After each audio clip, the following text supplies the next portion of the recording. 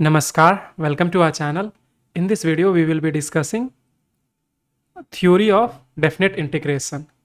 और प्रॉब्लम में हम लोग जीन बर्मन मोस्टली सॉल्व करेंगे और किसी एक और बुक को मैं चूज़ करूँगा। आप भी सजेस्ट कर सकते हैं कि किस बुक के प्रॉब्लम को मैं डिस्कस करूँ। ठीक है, तो शुरू करते हैं। डेफिनेट और इनडेफिनेट में इतना ही अंतर है। ये डेफिनेट वो गैंग्स ऑफ वासेपुर वाला डेफिनेट नहीं है। डेफिनेट और इनडेफिनेट में क्या अंतर है?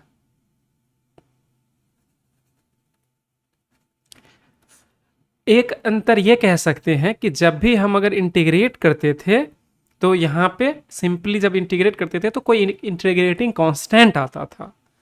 तो मेन हमारा जो हाइपोथेसिस था, हाइपोथेसिस कहना गलत होगा, मेन हमारा जो लॉजिक होता था कि चूंकि इसका जो इंटीग्रेशन है ये डेफिनेट नहीं है, इसमें कुछ वेरिएशन होता है, उस वेरिएशन को कंपनसेट करने के लिए हम एक कांस्टेंट जोड़ते थे जिसको हम लोग बोलते थे इंटीग्रेटिंग कांस्टेंट।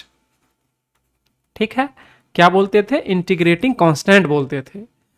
डेफिनेट में क्या हो जाता है कि जब हम इंटीग्रेशन में हम लिमिट लगा देते हैं तो यहाँ पे कांस्टेंट नहीं आने का कारण ये है कि जब पहली बार ये करा तो प्लस सी था, तो वो प्लस सी माइनस सी दोनों में आ गया और इस कारण से वो कैंसिल्ड आउट हो गया।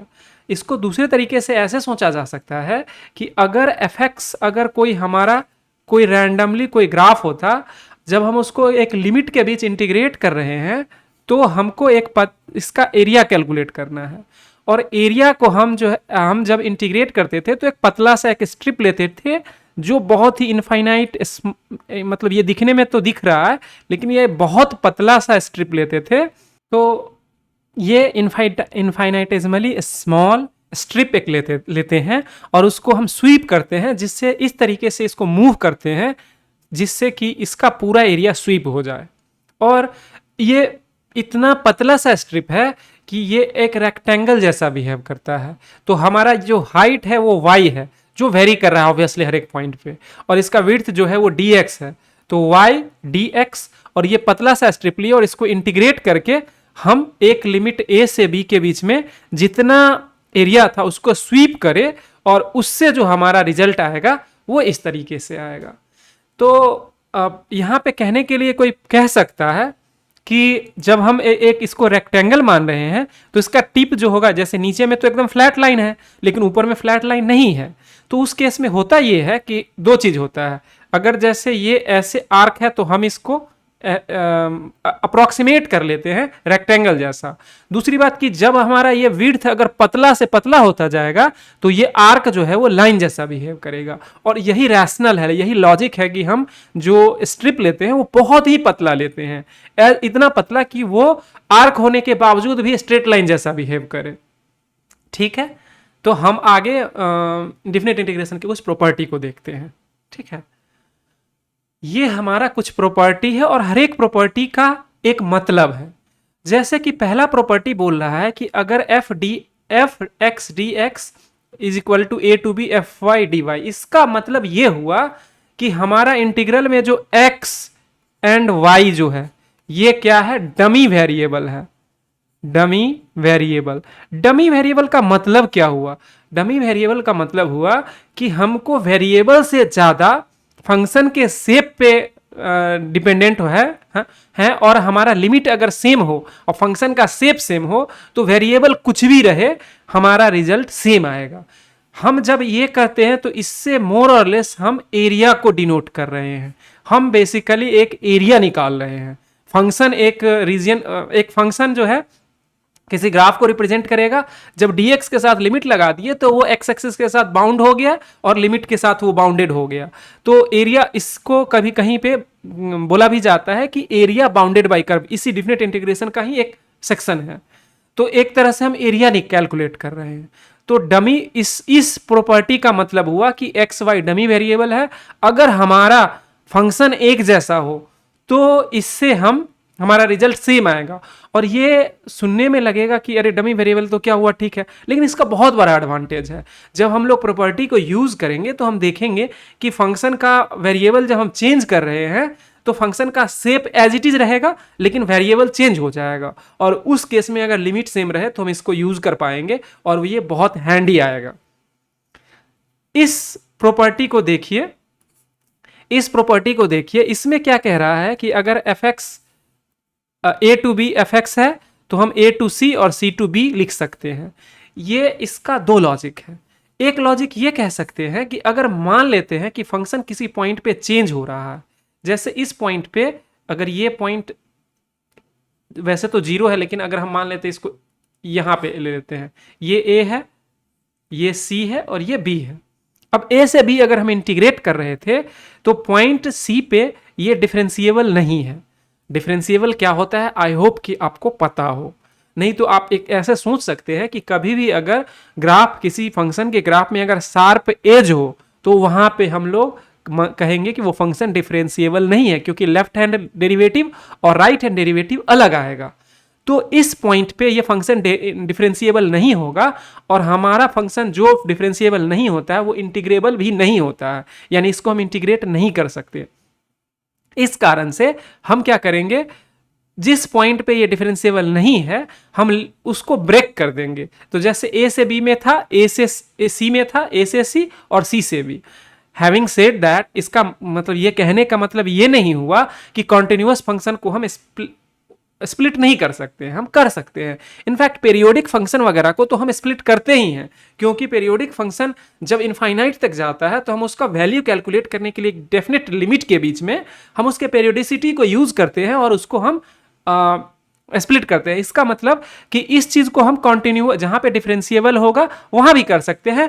जैसे कि हम साइन वेव की बात करें तो साइन वेव में हम अगर एक साइकिल को कैलकुलेट करें उसके बाद वाला साइकिल सब एक जैसा होगा, तो हम इसका एरिया को इंटीग्रेट करेंगे और उसको इससे रिलेट करेंगे, तो उस केस में भी हम लोग इसको यूज करेंगे। तो ये बहुत ही हैंडी है। इसमें हमको सिंपली ये कहना चाह रहा है कि अगर ए से बी में फंक्शन कॉन्टिन्यूअस और डिफरेंशिएबल हो तो हम उसको स्प्लिट कर सकते हैं। अगर डिफरेंशिएबल नहीं हो तो वहां पे स्प्लिट करना हमारा मजबूरी है, वहां पे अगर स्प्लिट नहीं करेंगे तो वो इंटीग्रेशन डिफाइंड नहीं होगा, जैसा कि इस केस में है। ठीक है, अगले प्रॉब्लम पे चलते हैं। ये बहुत सिंपल सा चीज अगले प्रॉपर्टी पे देखते हैं। इस प्रॉपर्टी में सिंपली कह रहा है कि अगर इंटीग्रेशन के लिमिट को हम चेंज कर दें तो माइनस साइन आ जाएगा, और ये एकदम फेयरली सिंपल है। अगर हम पीछे वाले पेज पे चलें तो पीछे वाले पेज पे हम लोग देखे थे कि ए से बी अगर इंटीग्रेट करें तो ये आया था। इसको हम यहां लिख लेते हैं एक बार, a to b f x d x is equal to, हम बोले थे कि इंटीग्रेशन इसका f x, capital F x आया था, ए टू बी, जिसको हम लोग लिखे थे f b minus f a. ये सिंपल है, ये अपर लिमिट है, ये लोअर लिमिट है। अपर लिमिट इसमें प्लग इन करे तो ये आ गया, लोअर लिमिट प्लग इन करे तो ये आ गया। अपर लिमिट में से जो वैल्यू आया माइनस लोअर लिमिट होता है। अगर हम इसको स्विच कर देते हैं, बी और ए करते हैं एफ एक्स डी एक्स। अब एक चीज देखिए, फंक्शन जो फंक्शनल वैल्यू है वो तो फंक्शन पे डिपेंड करता है, तो हम इसको एज इट इज ये एफ एक्स ही रहेगा, लेकिन लिमिट चेंज हो गया बी और ए। तो अब इसका अगर वैल्यू डालेंगे तो क्या हो जाएगा, f a minus f b. अब इसमें अगर माइनस कॉमन ले लें तो ये क्या आ जाएगा, f b minus f a, f a. तो ये हो गया। अब ये क्या है हमारा, ये पुराना वाला हमारा फंक्शन है, तो या तो हम यहां पे ऐसे लिख देते हैं minus a to b f x d x, या इस माइनस को इस तरफ ले लें और इसी को लिख देंगे a to b f x d x is equal to minus b to a f x d x. इसका मतलब कि दोनों ही हमारे लिए सही है, हम दोनों को ही यूज कर सकते हैं। तो ये तीसरा हमारा क्लियर हो गया। अब अगले पे चलते हैं। अब इसमें भी हम अगर लॉजिक लगाना चाहें तो हम ये कह सकते हैं कि इसमें ये क्या हुआ है, अगर हमारा कोई फंक्शन अगर एफ एक्स अगर है और अगर उसको a माइनस एक्स हम कर रहे हैं तो बेसिकली उसको फ्लिप करके ट्रांसलेट कर रहे हैं, यानी कि हम अगर कोई फंक्शन अगर एफ एक्स अगर मान लेते हैं, सबसे सिंपल फंक्शन क्या हो जाएगा, साइन एक्स मान लेते हैं।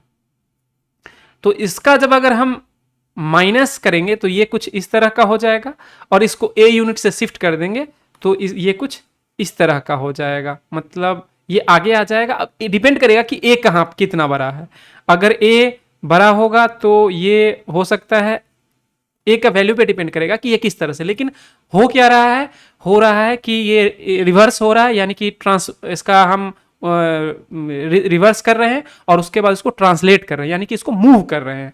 हम माइनस एक्स प्लस ए करें तो ये आगे करके मूव कर गया, ठीक है। इसको दूसरे तरीके से ऐसे सोच सकते हैं कि एफ ए माइनस एक्स को हम पहले एक्स माइनस ए कैलकुलेट करें। एक्स माइनस ए का मतलब कि सिंपली शिफ्ट कर दिए इसको ए पे, एक्स इज इक्वल टू ए पे शिफ्ट कर दिए, इसी ग्राफ को, सेम ग्राफ को हम एक्स इज इक्वल टू ए पे शिफ्ट कर दिए, और उसका फिर जब माइनस करेंगे तो जिस लाइन के अबाउट शिफ्ट करें उसका रेसिप्रोकल हो जाएगा। तो वो चीज होता है, उस पर हमको इतना नहीं जाना है, हमको ये दिखाने के लिए बता दिए, बट इसको हम लोग प्रॉपर्टी के तरह यूज करेंगे और उसको हम प्रूफ करके देख लेते हैं। और प्रूफ के लिए हम अभी से पहले जो भी चीज सीखे उसी के बेसिस पे, तो हम क्या करते हैं कि मान लेते हैं, हम राइट हैंड साइड से शुरू करते हैं, 0 से a f a minus x d x. हम मान लेते हैं let x is equal to a minus z, तो d x is equal to minus d Z.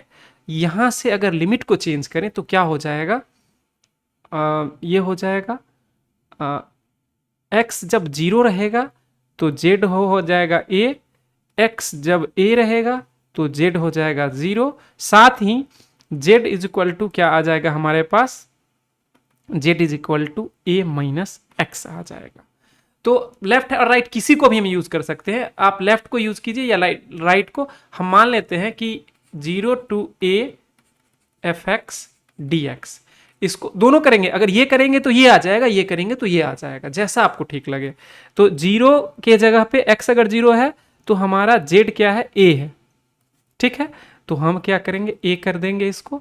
जब x a है तो z 0 है, एफ एक्स है, x के जगह पे a माइनस x के जगह पे a माइनस जेड हम लिख रहे हैं, और dx के जगह पे माइनस डी जेड है तो माइनस को बाहर dz कर दिए।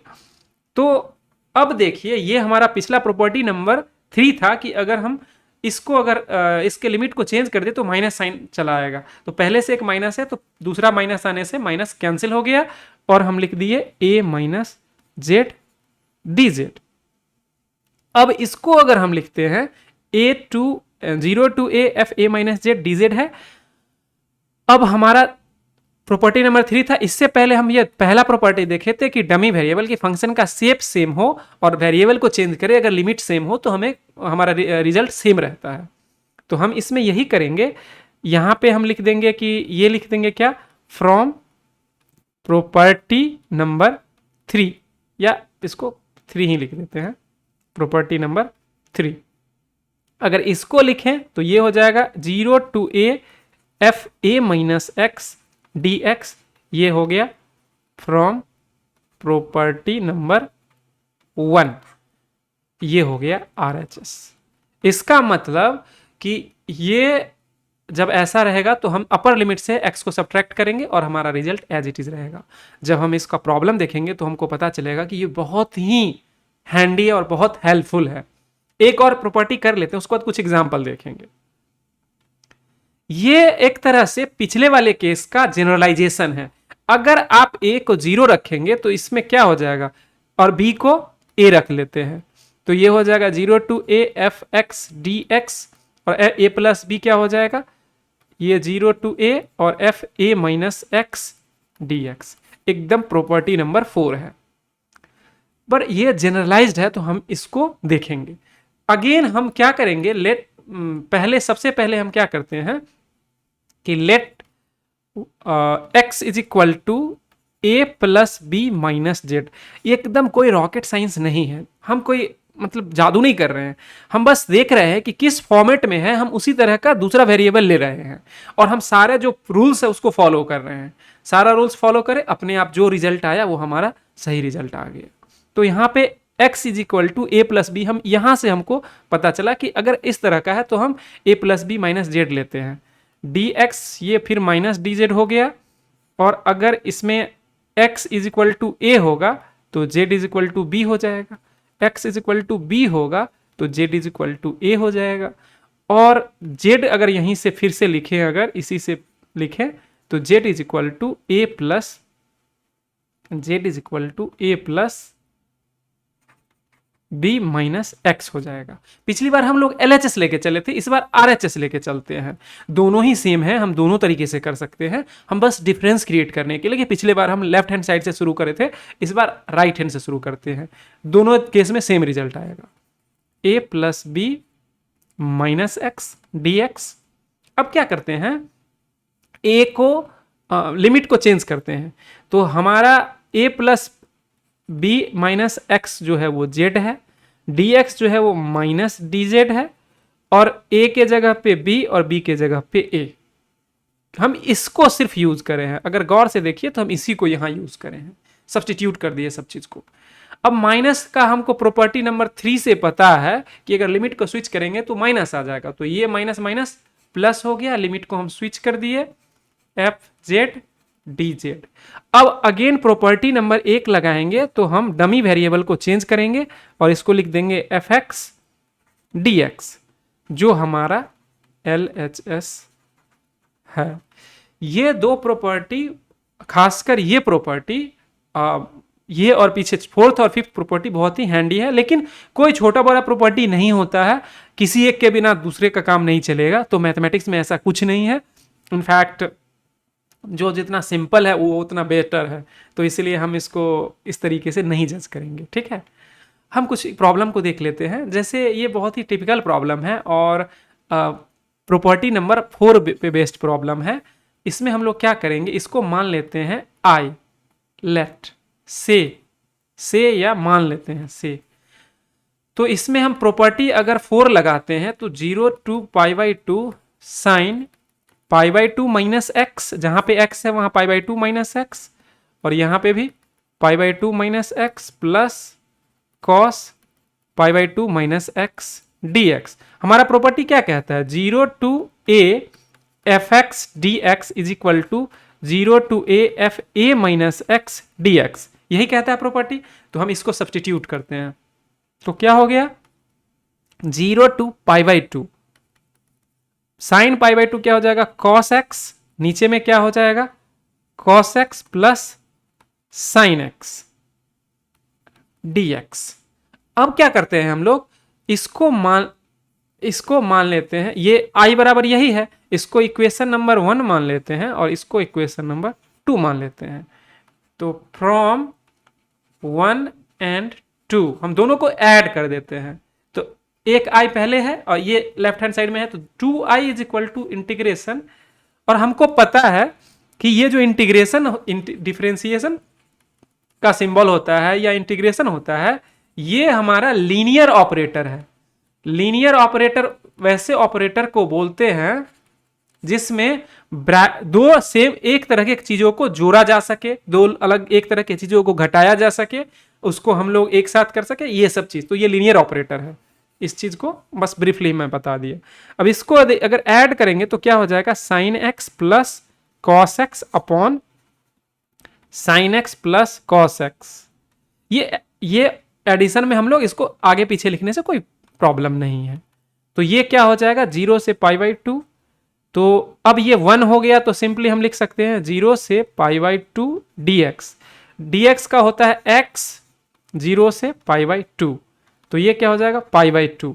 तो हमारे पास क्या आया, 2i is equal to pi by 2, इसका मतलब i is equal to pi by 4। तो इसका रिजल्ट क्या आ गया हमारा, पाई बाई 4।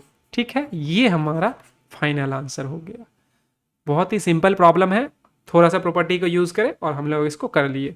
डिफिनिट इंटीग्रेशन, इनफैक्ट जैसे हम लोग मैथमेटिक्स या फिजिक्स जो आप देख रहे होंगे, सीख रहे होंगे, तो उसमें आप देखे होंगे कि हम लोग पहले से मतलब पहले बहुत सारा अजम्पशन लेके चलते हैं और धीरे धीरे ओरिजिनल चीज़ की तरफ मूव करते हैं। हम लोग कैलकुलस में भी और मैथमेटिक्स में भी बहुत सारा अजम्पशन लेके चले, अजम्पशन इन द सेंस कि हम उस इनिशियली जो है हम लोग उस चीज़ों को नहीं जाने और जब कंसेप्ट सीखे तो धीरे धीरे जाने। इसका एक बेस्ट एग्जाम्पल है, जब आप लिमिट सीख रहे होंगे तो लिमिट से पहले आपको डिफरेंशिएशन बता दिया गया होगा, जबकि डिफरेंशिएशन का जो कंसेप्ट है डिफरेंशिएबिलिटी वो लिमिट का पे बेस्ड है। लेकिन अगर आपको डिफरेंशिएशन थोड़ा बता के लिमिट नहीं बताया जाए तो आप कंसेप्ट को सीख ही नहीं पाइएगा। तो कुछ इसी तरह का समझ लीजिए, ठीक है।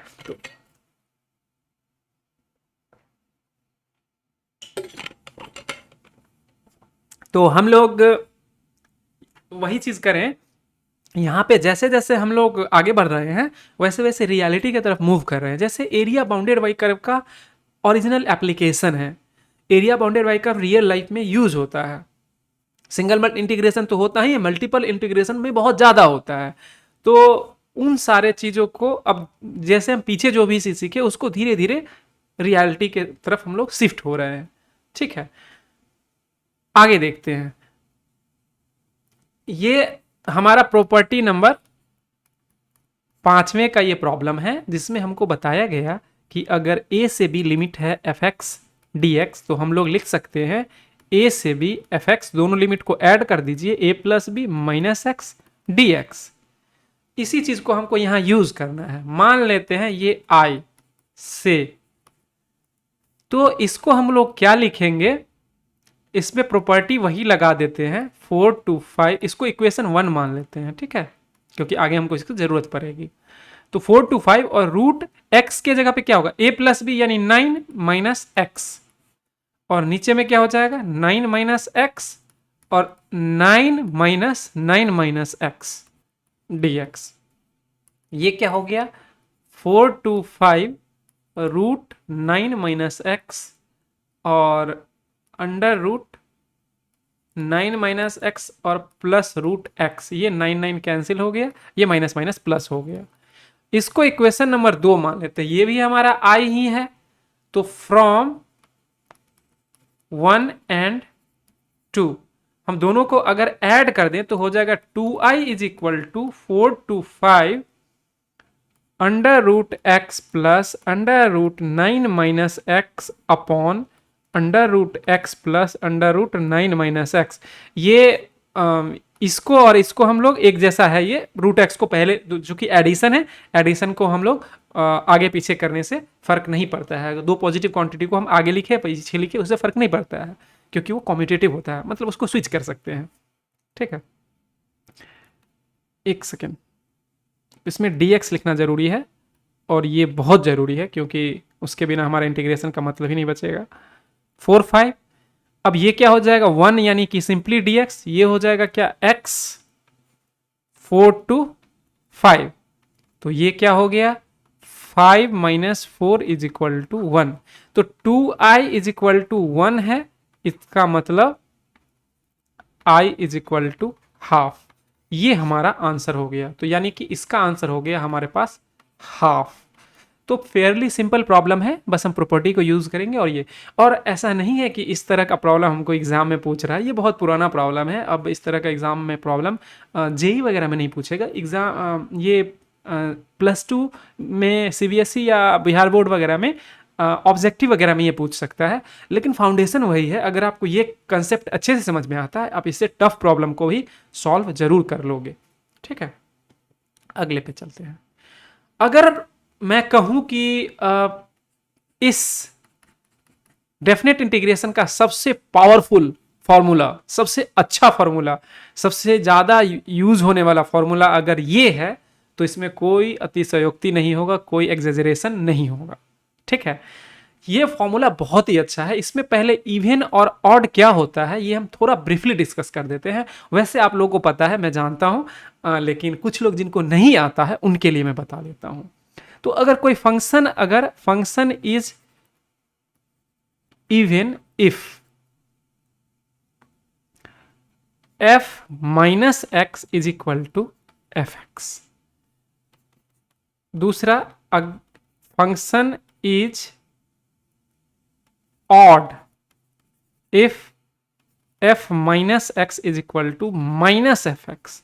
अब ऐसा सुनने में अजीब लग रहा होगा, लेकिन एकदम अजीब नहीं लगेगा। इसको हम सजीव बना देते हैं।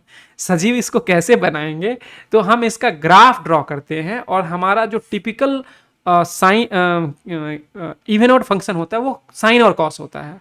तो अगर हम कॉस का ग्राफ देखें तो कॉस कुछ इस तरह का कॉस का ग्राफ होता है, इस तरह का। तो हम इसका एक कहा भी जाता है कि अगर हमारा फंक्शन सिमेट्रिक अबाउट अगर वाई एक्सिस हो, ये वाई एक्सिस है हमारा, अगर वाई एक्सिस के अबाउट अगर हमारा ग्राफ सिमेट्रिक हो तो हम कहेंगे कि वो ये हमारा y इज इक्वल टू, ये y एक्सिस है, ये x एक्सिस है, y is equal to cos x. अगर y एक्सिस के अबाउट सिमेट्रिक हो, जैसा इधर है वैसा इधर है, तो हम कहेंगे कि ये फंक्शन इवन फंक्शन है। यह या ऐसे अगर नहीं समझ में आ रहा तो इसी चीज को हम यूज करते हैं। अगर y को जगह पे एफ एक्स लिखना ठीक रहेगा। F x is equal to अगर हम कॉस एक्स लिखते हैं तो एफ माइनस कॉस एक्स क्या हो जाएगा, कॉस जहां पे x है वहां पे माइनस एक्स डाल दे, cos minus x cos x होता है। ये वापस हमको एफ एक्स आ गया। इसका मतलब कि कॉस एक्स एक इवन फंक्शन है। सिमिलरली अगर हम साइन एक्स का देखें, अगर हम साइन एक्स का देखें, अगले ही पेज पे लेके चलते हैं, तो साइन एक्स का ग्राफ कुछ इस तरह का होता है। तो ये ऐसे होता है। तो जो graph symmetric about y is equal to minus x, ये कहना गलत होगा। आप ऐसे बोलिए ऑरिजिन के अबाउट सिमेट्रिक। ऑरिजिन की यहां पे क्या है, ये o 0 0 o 0 0 है। तो ये हमारा ग्राफ है y is equal to sine x.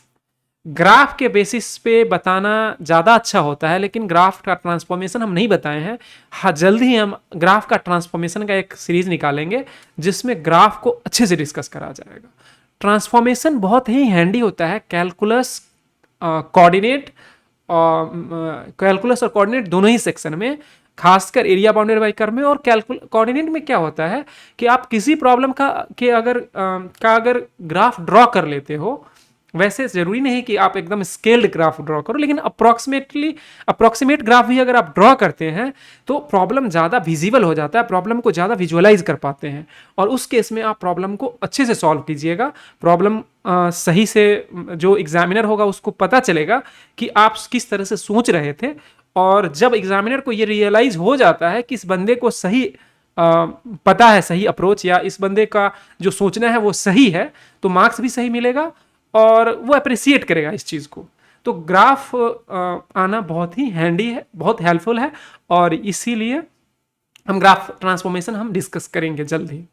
ठीक है, तो इसमें ये तो ओरिजिन के अबाउट सिमेट्रिक तो ये कहने की बात हो गई। लेकिन अगर मान लेते हैं ये चीज़ नहीं समझ में आ रहा है, तो ये तो एकदम सिंपल सा है।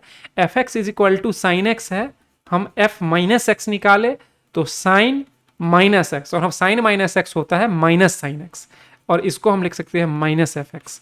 यानी कि एफ अगर हम रेसिप्रोकेट करें तो हमारा वाई भी रिवर्स, वाई में निगेटिव साइन आ जा रहा है। और ये चीज़ एक बहुत ही काम का चीज़ है, और इस तरह के फंक्शन को हम लोग क्या कहते हैं, ऑड फंक्शन बोलते हैं।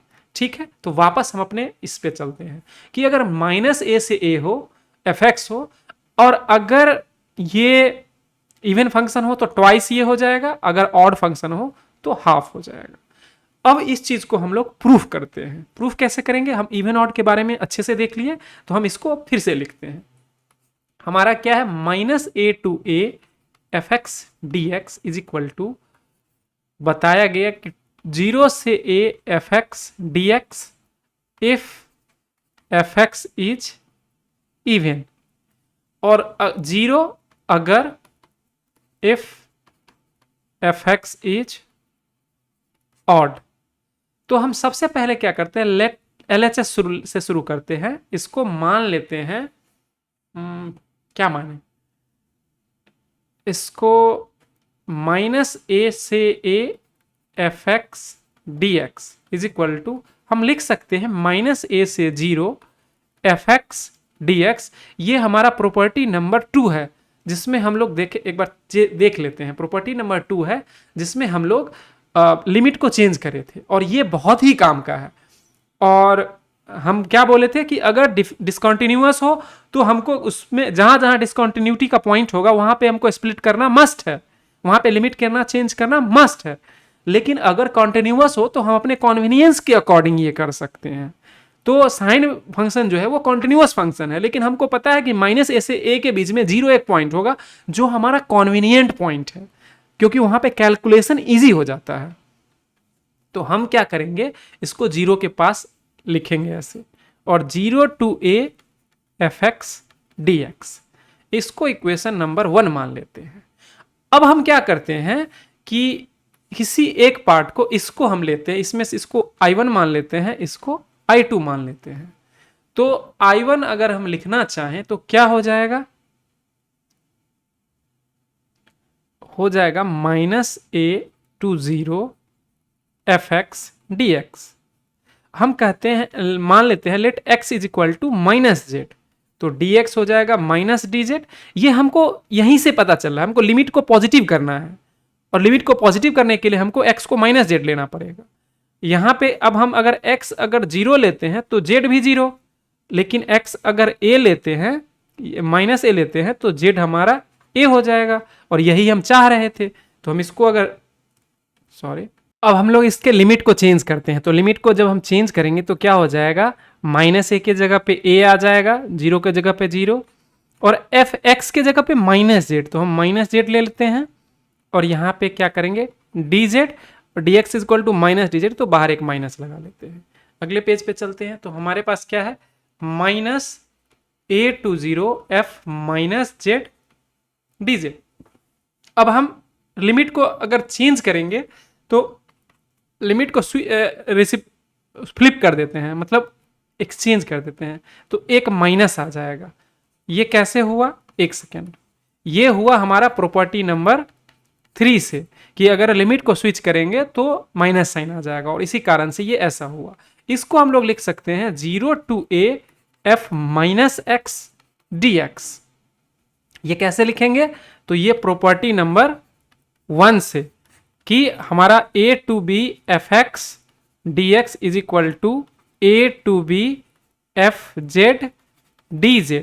यानी कि हमारा अगर लिमिट सेम हो और फंक्शन सेम हो तो हम वेरिएबल को चेंज करेंगे, उससे कोई इफेक्ट प्रॉब्लम नहीं होगा। और इसमें क्या था कि इसमें था a to b fx dx is equal to -b to a fx dx। ठीक है, तो इसी चीज को, ये हमारा अब हो गया, ये हमारा क्या है, पीछे से शुरू करते, ये हमारा I1 है। तो अब हम क्या करेंगे, from 1 and 1, equation number 1, LHS को क्या लिख सकते हैं, LHS is equal to, LHS क्या है, integration -a to a fx dx is equal to, ये पहला वाला पार्ट यही था, 0 to a fx dx plus integration 0 to a fx dx। अब यहां पे इवन ऑड फंक्शन का काम आता है। तो अगर इफ केस 1,